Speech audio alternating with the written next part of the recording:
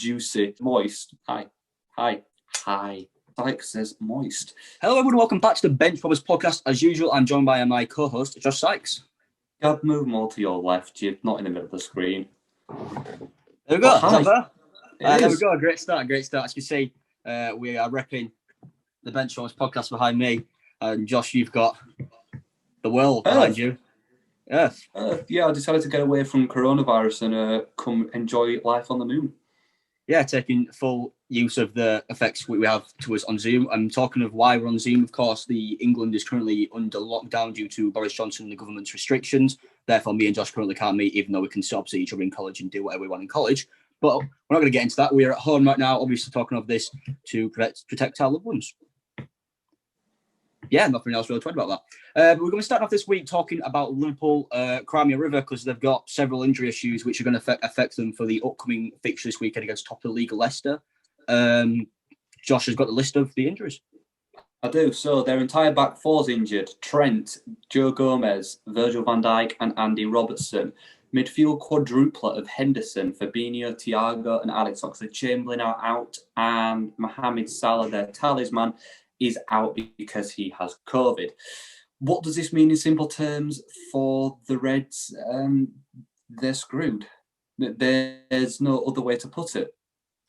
Yeah, the only good news right now for Liverpool is that Leicester have a few injury problems of their own, such as Wesley Fofana is in doubt with a knee injury.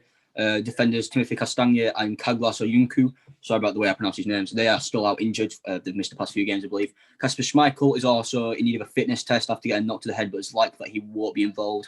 Meaning we could be seeing the likes of Danny Ward or Jakubovic, I think that's how you pronounce his name. Wilfred Ndidi, Ricardo Pereira and Daniel Amate are also still got long-term injuries and they will not be available for this upcoming game. So it's going to be the battle of the injuries, it seems, because these two sides are both going to be depleted. Not having the best quality on the show, so if you're wanting to watch a Premier League game this weekend, I'd still probably recommend this game, with it being quite a big game, less top of the league against the Premier League holders.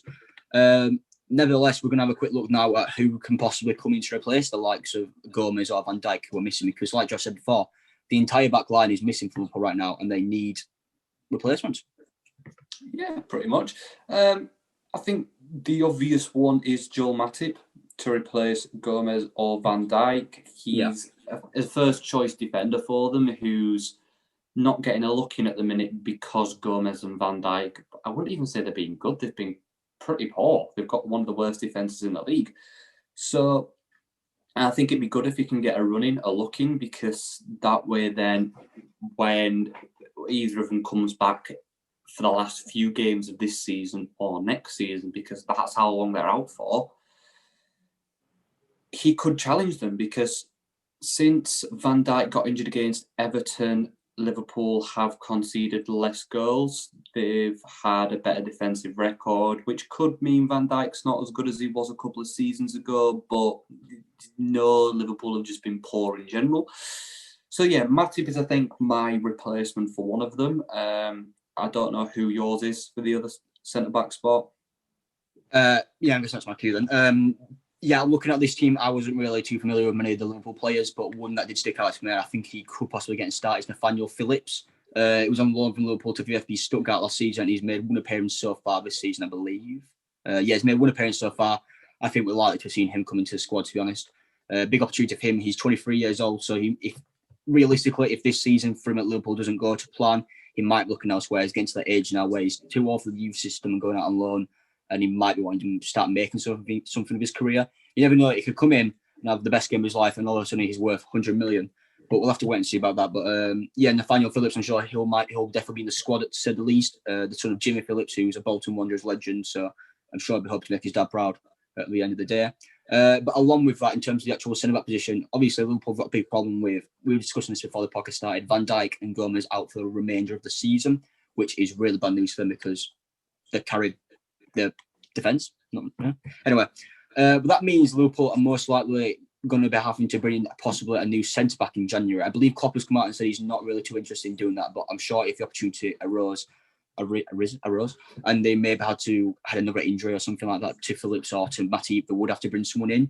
And I'm just reading online, Josh, I haven't told you about this, but the journalist who first reported that Kostas Tsimikas, however that's pronounced, to Liverpool from Olympiacos The journalist who first reported that, he's also reported that Liverpool showing an interest in Ruben Semedo, who's a 26-year-old centre-back/defensive midfielder currently playing for Olympiacos. He would only cost them $8 million, so it's a very cheap bargain buy. Could possibly be a really good player. 26 years old, starting to get into his prime. I think it could be a really good signing. Yeah, I think another one. I've just got to Google him now to remember what his first name is. Yeah.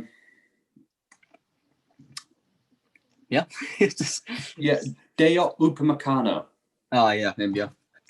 From RB Leipzig. I think he's another potential replacement. He's good. Manchester United should have gone in for him. Manchester City should have gone in for him. As should Liverpool in the summer. No one did. He's still playing at Leipzig, and he's a good young defender. He's solid. He's quick. He's got good passing range, good defensive mindset, and I think if they can bring him in January for around 40 to 70 million, that could be a good signing. Him and Van Dijk next season, very good partnership. You've got Van Dijk, who's got the experience, got the leadership, got the age and the maturity, and then you've got Upamecano, who's younger and could do with learning from someone like Van Dijk, not just being at RB Leipzig. Yeah, I think he'd be a quality signing. He's young, he's got potential. I think he's playing for the French under 21 side right now, but he's pushing for that main side. He's been doing it in the Champions League for them, so he's clearly got that level of experience. He's done really well in the Bundesliga against some of the most elite clubs in the world. Such as Bayern Munich and Borussia Dortmund. Another Bundesliga player who Liverpool are potentially interested in, this wasn't meant to become a transfer special, but it all of a sudden has, is Ozan Kabak, who plays for Schalke. He was originally priced at 40 million in the summer. However, due to the coronavirus financial ramifications, Schalke are supposedly looking for a bit less than him, looking at 18 million. So that's a massive drop in price for a 20-year-old who's been starting every game for them so far this season and has looked very comfortable on the ball. He looks like he could be a Liverpool sort of player with a big future ahead of him. He's starting for the Turkey national team as well as Schalke's main team, just at the age of 20. So you know he's got bags of potential with him. I think if he came into the squad right now, he could look very good for them, and I think he'd be a quality signing for 18 million. I think if they're going to go for, out of all defenders, if they're wanting to keep Van Dijk and Gomez in the near future, they should probably not go for Upamecano because of his price tag. We all know he can be a great player. However, it's going to be very expensive. Saying that with Semedo, if they want to bring a player just for this season or maybe two, 8 million's a decent price for a player like that. Saying that, when you've got a 20-year-old who's maybe worth 10 million more than him, who's playing in the Bundesliga and for the Turkish national team, if I were a Liverpool fan, I wouldn't be wanting them to bring in Ozan Kabak. Sorry, I've got a hair in my eye. I'm just having to watch Josh just gouge his eyes out. Can't get rid of it. Anyway, onto the midfield. So, we all know Milner is a utility man. He will fill in anywhere, most likely at right back for Trent. He could even play left back. He's played centre back as well, and it wouldn't surprise me is if next time Alisson gets injured, Klopp deploys him as a goalkeeper because we all know how good Adrian is. But no, as for their midfield, obviously they've got Henderson, Fabinho, Alex Oxlade-Chamberlain and Thiago Alcantara are all out. Therefore, should they decide not to put Milner in defence, then obviously he is guaranteed to go into the midfield slot. Now you've also got Gini Wijnaldum, who is a mainstay in their midfield. For their other midfield spot, you've got Diogo Jota who can play there. You've also got Xherdan Shaqiri who could drop there if needs be. Personally, what I do is if I'm Klopp, I'm playing a 2 holding midfielders and I'm playing Wijnaldum and hoping that Fabinho is going to be fit in the next couple of weeks and putting him back in there and having those as your 2 holding midfielders. Then as your number 10, have Firmino either side, Salah and Mane. Obviously, up until then, you can have Xherdan Shaqiri, Diogo Jota, and then up front have Salah, obviously, or even Jota can play up front and alternate them.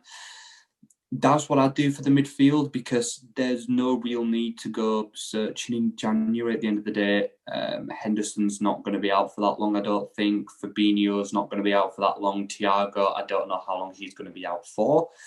But Fabinho should be back in a couple of weeks, so hopefully he can stay there with Wijnaldum. Yeah. I thought you were going to say something else. Like I just said before, I think Wijnaldum, he's going to be in the squad definitely. And they've been playing like a 4-3-3/4-2-3-1 these past few games, I believe. I know we did against Man City and against Atalanta, the sort of like switch between those two formations. Nevertheless, I kind of agree with what Josh saying about the two holding midfielders. With Wijnaldum in one position, whilst they're also lacking Fabinho and Henderson, who will most likely go in the other position, I think this personally is a big opportunity for Curtis Jones. You have several local players who will be vying for that position. I forgot he existed. Yeah, Naby Keita. I forgot he existed. Yeah, I'm going to say, is he? He's not injured, is he? No. No, again, I think it's either between him and Curtis Jones. But personally, I'm a very Liverpool fan. I probably want to see Jones play. Keita, how you pronounce that? He's a big money signing, yes, but you want to see youth players come through against a very hard Leicester City team who've proved how difficult to beat this season. It might be good because they'll be expecting Naby Keita to be involved in the first team. It might be good to put Jones there to maybe throw them off because he offers something slightly different to Keita. And then going forward, obviously, you've got Diego Jota, Firmino and Mane. It's unlikely Salah will be back, although there's a chance he could be back for the game, but it's unlikely at the minute. So it looks like he might be going 4-3-3, so we might see Keita in there with Jones. Nevertheless, is this a game maybe we want to be risking bringing in Shaqiri, who's been more of a bench player this season? You know, the sort of impact he can have off the bench. Even Divock Origi, I don't think, again, that this is his opportunity. Yeah, if I'm Klopp, I'd probably start the 4-3-3 rather than the 4-2-3-1. Maybe two holding midfielders, and then just probably, I don't know who's more. Let's go ahead, if it's going to be Keita or Jones or whoever. But yeah, I don't think the 4-2-3-1's formation for this game. Yeah, I have to agree. But now, what does it mean for Liverpool's season altogether? Well, currently they sit third in the Premier League after 8 games with 17 points, 1 point behind current leaders Leicester City, who sit on 18 points. Ahead of them by a significant goal difference is Tottenham Hotspur. They've got +8 on them. Liverpool have a +2 goal difference. Tottenham have a +10. That shows that Liverpool aren't good defensively at the minute this season because they are scoring goals. So what does it mean for their season as a whole? Personally, I think my prediction could come true from the start of the season. I said they'd finish 4th. Yeah, and I don't like to say I can see into the future, but I predicted Liverpool to have a downfall this season. In the back of my mind, Gomez and Virgil van Dijk were getting injured.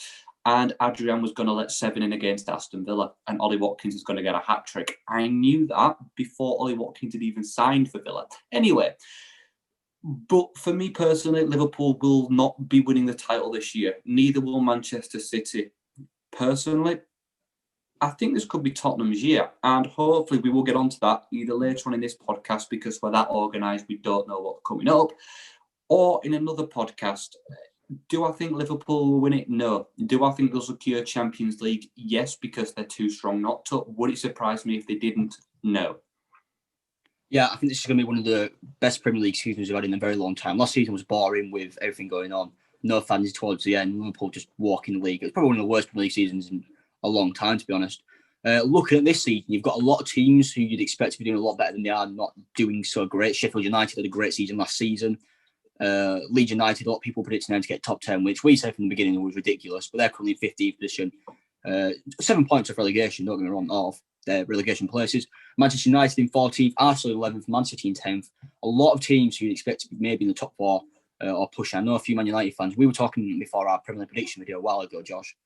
I don't know if it was me or you, but one of us wanted to say Man United had a chance of winning the league. I said that. Yeah.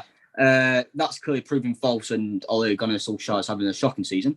Nevertheless, you look at the top half of the table right now with Crystal Palace, even Everton, Aston Villa, Southampton, Leicester top of the league. You've got a very new sort of look, which I think is great for the Premier League. I think it needed this, to be honest with you. I think we had another season where Liverpool, Man City dominating, Man City and Chelsea having a thrashing every now and then, and Arsenal finishing 4th. It would have been a very boring and dreadful season, to be honest with you. This is exactly what the Premier League needs right now, and I agree with Josh. I think Tottenham, this could be their year. I actually predicted them to do really well as well. Yeah. Prediction. No, I do look forward to December time where we go back and do our midpoint review of our Premier League predictions because Southampton and Villa carry on the way they were. I said Villa would get relegated, I think. But yeah, anyway, this brings this part of the podcast to a close. At the end of the day, we've gone way off topic during it. Yeah. So let us know in the comments what you think about Liverpool, where they'll finish this season and how that injury crisis will affect them. We've had our say. So, yeah, you go and have yours. From a battle at the top of the Premier League to a battle in the National League, Wrexham this week have been taken over by Ryan Reynolds and no idea how to pronounce his name, Rob McElhenney? Is that his name, McElhenney? Probably. They're the new owners of National League side Wrexham. The Wrexham Supporters Trust members voted overwhelmingly to back the takeover, with 98.6% of those who responded backing the bid. That is an incredible amount of support. But out of more than 2,000 trust members who were eligible to vote, 1,809 actually approved of this, whereas only 26 were against the takeover. As Ryan Reynolds and we'll call him Rob coming into the club, that must feel great. Yeah, I like Ryan Reynolds, not just as an actor, but as a guy, he's actually quite sound. You know, I'm on a first name basis with old Ryan. But no, I think it'd be good for Wrexham. They're in the National League. They've just been taken over by a Hollywood A-list actor and a producer.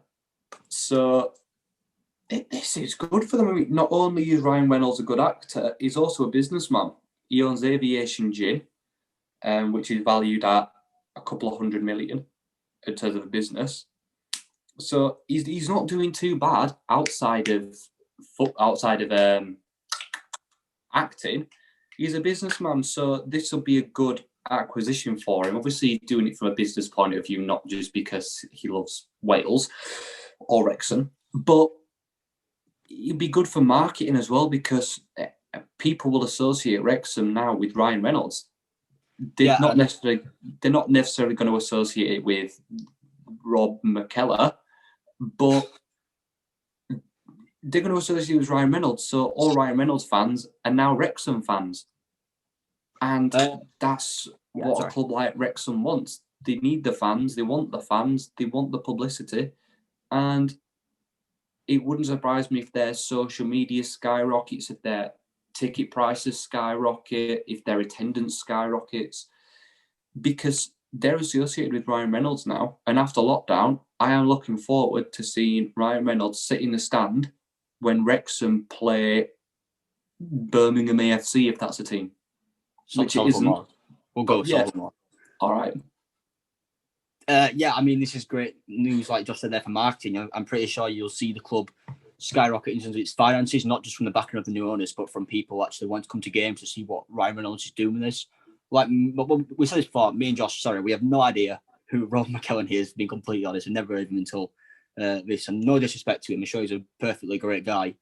But it's just great news. I'm sure he'll have a big fan base behind him who hopefully won't come for us after this.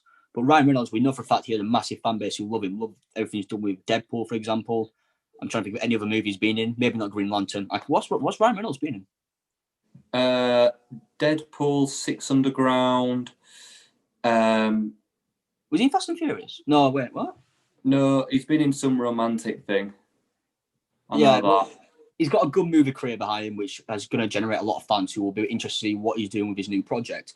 The takeover could lead to £2 million being invested in the club, which has been in fan ownership since 2011.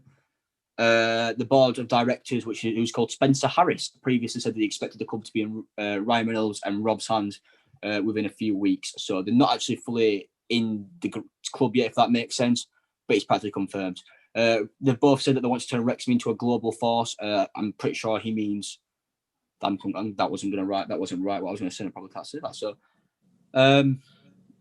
if you look at the media side of things, Ryan Reynolds posted on his Twitter yesterday, Wrexham is the name.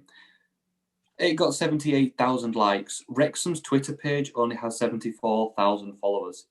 I'd be interested to see how many followers Wrexham have gained since. Not that many. Is it not? No, I had a look yesterday, and before they announced it, they had like 72,000 followers, and now they have 74,000. No. So, Wrexham haven't had a great few seasons in all honesty. Right now, they're 14th in the league. They've only played 6 games, which is one less than most clubs who played 7. Some even 8. But nevertheless, they've not had a great few years. They finished 20th place last season. And the season before that, they finished in 4th. So they were pushing for promotion to the EFL. Last season, they had a change of manager. I believe it was Sam Ricketts or Dean Keats. I think it's Sam Ricketts, and he left him to go to Shrewsbury Town in League One. Since then, Wrexham have kind of just needed stabilising a bit because they're on a bit of free fall. they've managed that. They finished in 20th position last season, which is, I believe, one position off the relegation places. It is, yes. So they're looking up to go down to the National League South or North. I don't know which one it'd be. I don't know where Wrexham is, to be honest with you. Just know it's Wales. Is it North Wales? I think it's North Wales, though. So I think it would be National League North. Because Newport, it's Wales. No, but where's Wales? Is that Wales like? Wales is south. Oh, okay. Well, anyway, the 14th this season, they're not had a brilliant start to the season, but I'm sure they'll be picking it up now.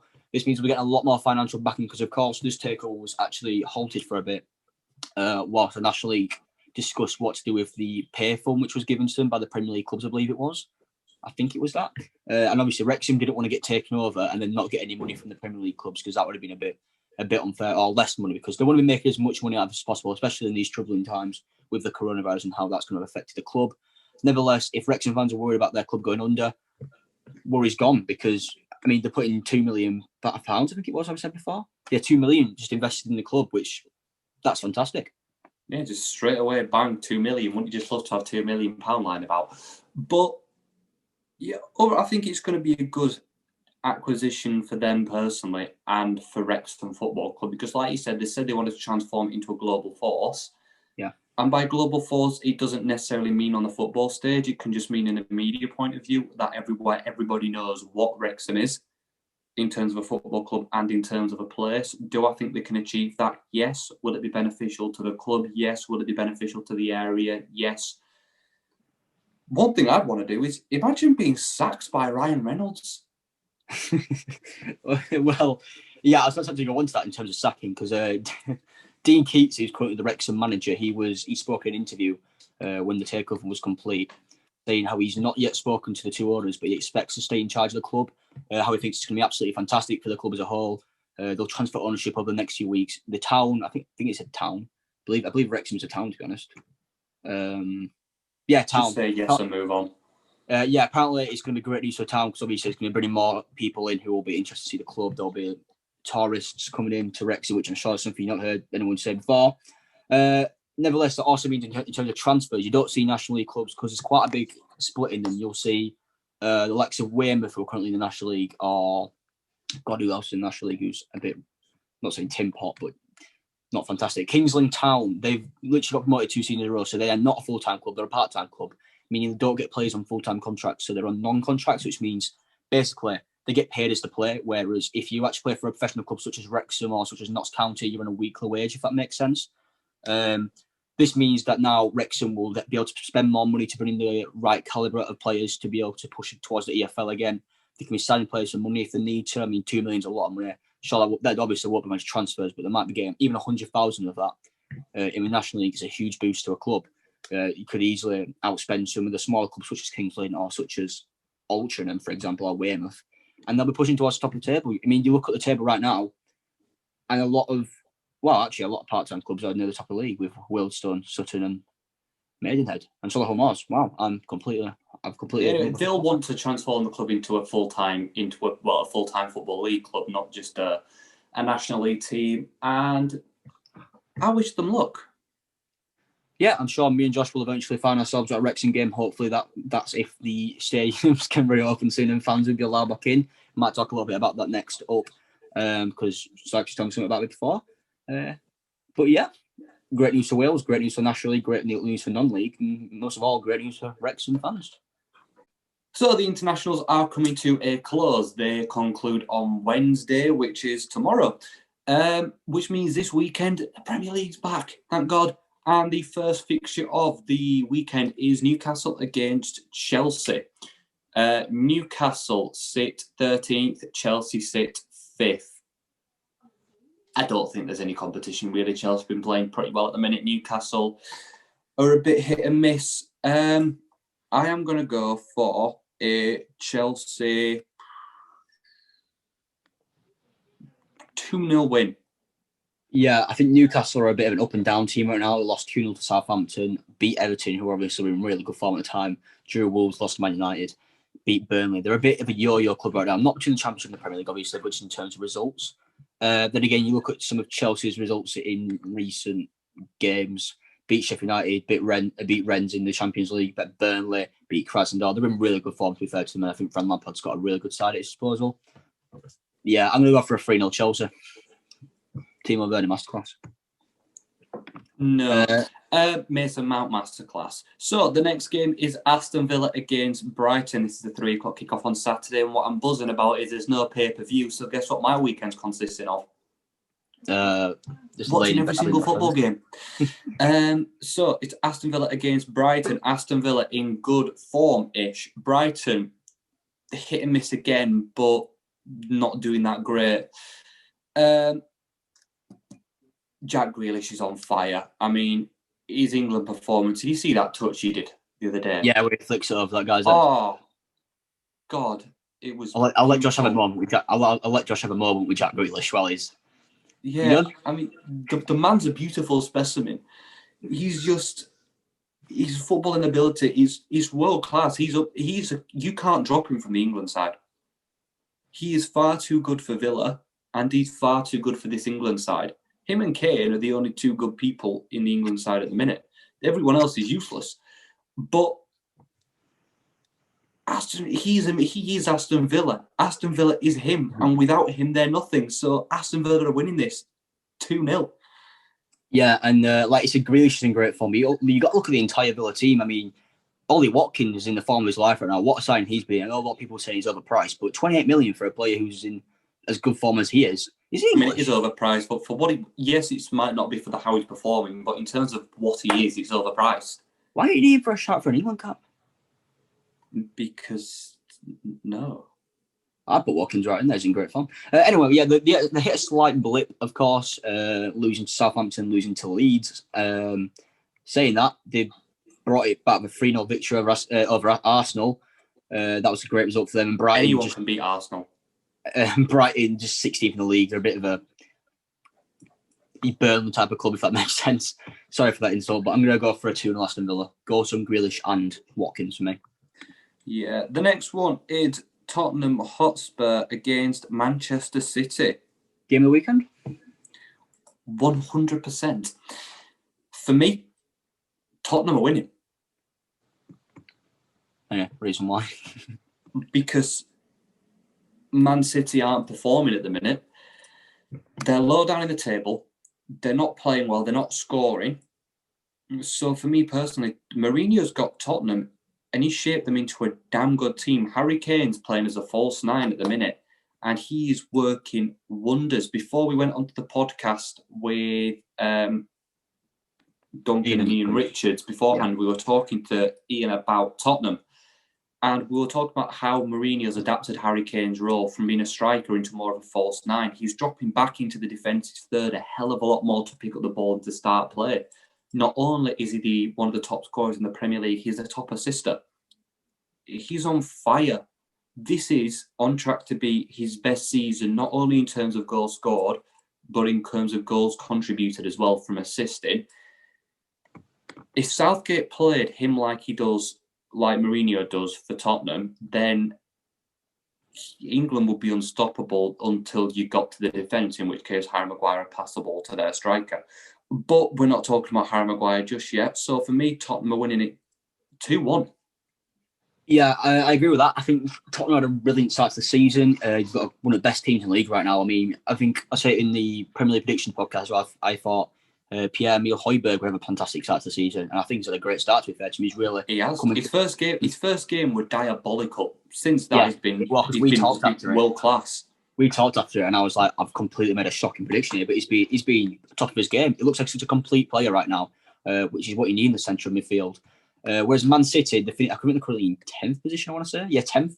They've just been a bit meh, really. And for that alone, you expect them to be smashing teams like Sheffield United, who are, I think, bottom of the league right now. Only beating them 1-0 is not good enough for this side of Pep Guardiola with such quality in it. I'm going to go for a 2-0 Tottenham win. I think they've got a great defence right now as well, Tottenham. They have. The next one is Man City again. No, it's not. It's Man U against West Brom. And honestly, it wouldn't surprise me if West Brom won. I'm just putting it out there. I'd gone beyond being shocked at what Manchester United can produce at the minute. It'd be funny though. It would be funny, but it just wouldn't shock me. And that's bad, because it should shock me. That's how bad Man U are at the minute. It's the fact that they could lose to 18th place West Brom and I wouldn't be shocked. They're not playing well. Rashford's their only guiding light at the minute. In terms of their defence, let's not talk about their defence. In terms of their midfield, Bruno Fernandes, and in terms of their attack, Marcus Rashford. I mean, you've got two players who are keeping that squad together.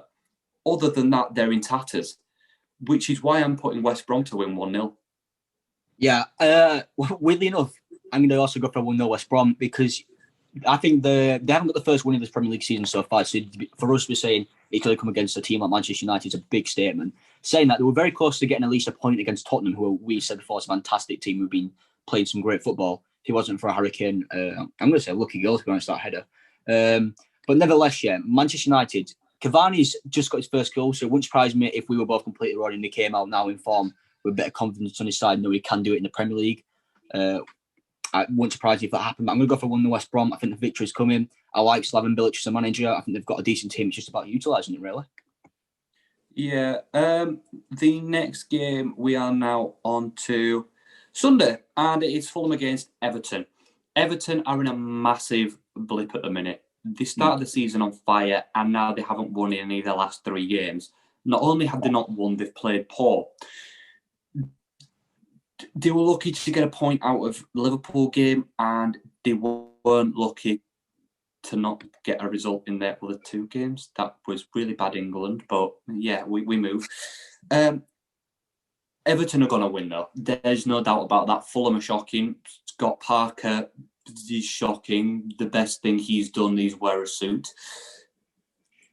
Yeah, I mean, he can't even wear a suit, right? I'm not even going to get into that. He's tight clip. Good God. But yeah, Everton are winning. Calvert-Lewin is a goal machine at the minute.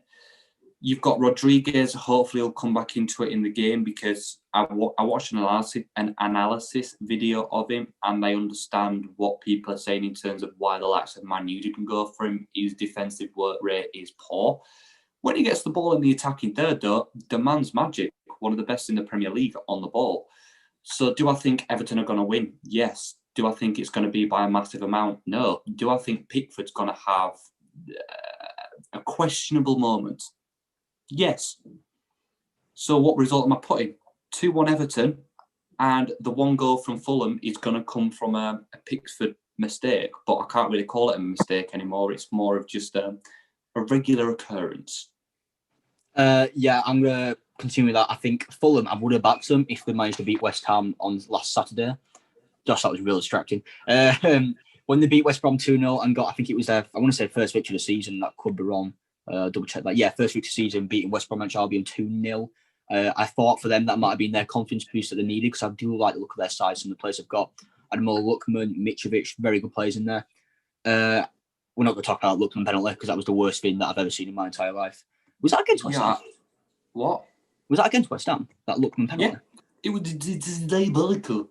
Mitrovic, he takes the ball off Mitrovic and then proceeds to try and do a Panenka, a Sergio Ramos masterclass. Ramos missed 2 penalties in his last international game. He had 2 penalties and missed them both. One of them being a Panenka. I know he did, but what I like about him, he had the balls to take the second one and the balls to laugh it off when he missed it. But anyway, Lookman, his diabolical penalty should not be anywhere near the football pitch after that. Yes, he's been Fulham's light this season. He's been their only spark of entertainment, their only good bit of attacking. But he can't take penalties, so Mitrovic, never let him touch the ball again. Yeah, I think with Mitrovic as well taking penalties, you sometimes just need a big brutal striker to smash it into the back of the net.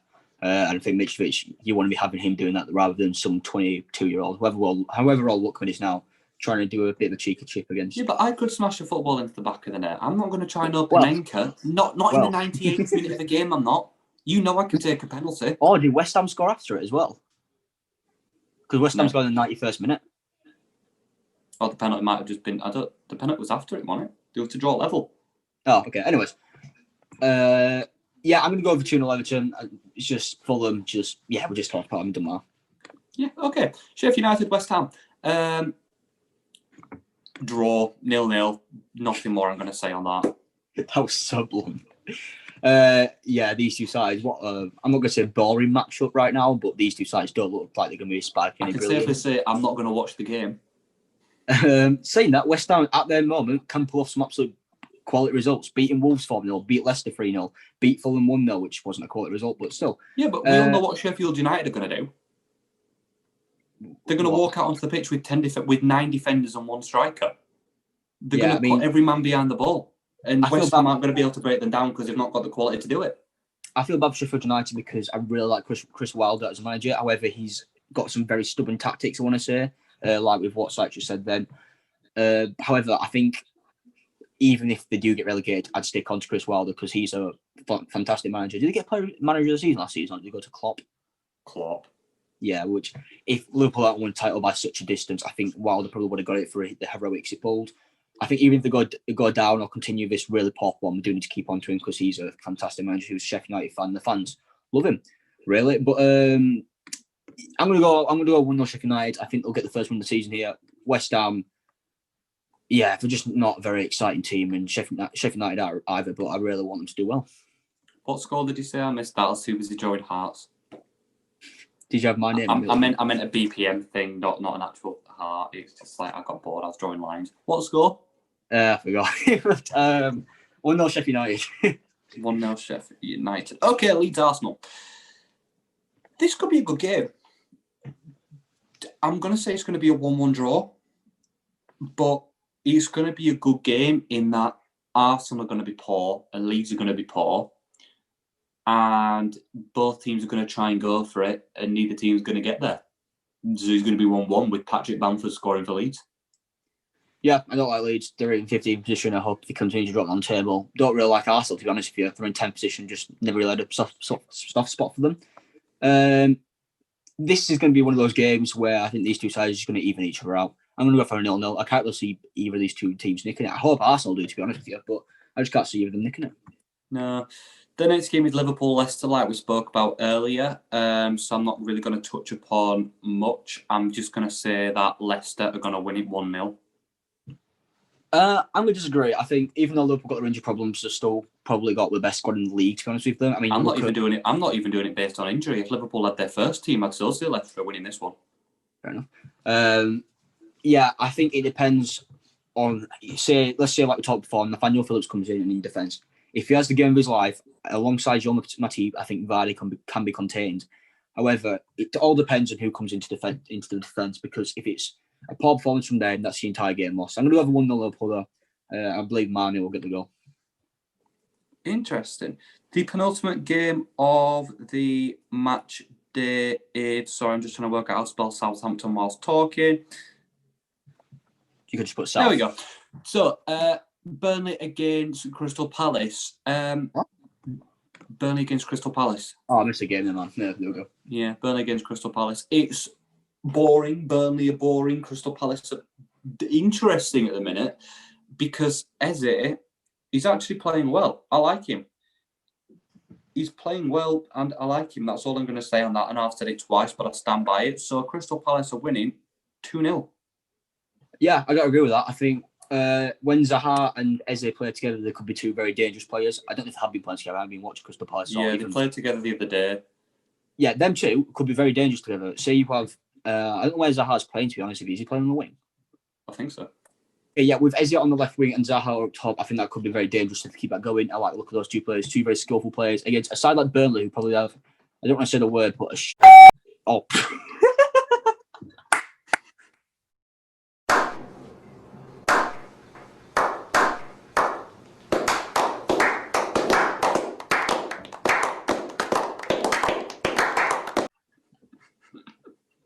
I'll cut that out. You got to be kidding me. I'm gonna say a house and then not the first words. No, just bleep it and use that as the intro. Okay, all right. Yeah, I think Burnley, they're one of those teams who are known for being a bit of a wall, if that makes sense, like just flat and boring. They were in obviously a lot of Twitter thing on behind them after someone said something on I'm a Celebrity. Did you watch it? Yeah. No, I mean, neither did I. I don't even know who's on it, to be honest with you. Nevertheless, then, yeah, Palace 1-0. I mean, Burnley have got a hard defence to break down, to be honest with you, but when they do with Zaha and Eze, it'll be the open floodlights. Floodgates. Floodgates, same thing. Yeah. Okay, so the final game of the weekend is Wolves against Southampton. This has got potential to be a good game. Yeah. Wolves are good when they want to be. Southampton are good when they want to be. Ralph Hasenhüttl has turned that team around. Yeah, and it's some damn nice football. So, I mean, for me... What? It's gonna, out of context, it's going to look so weird to whoever's managed to get this far into the podcast, but still.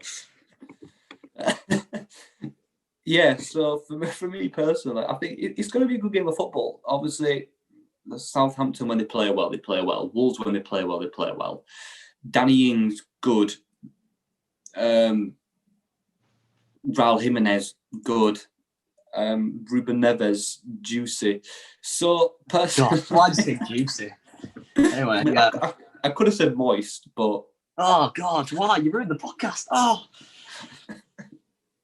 Who's going to want to listen to this?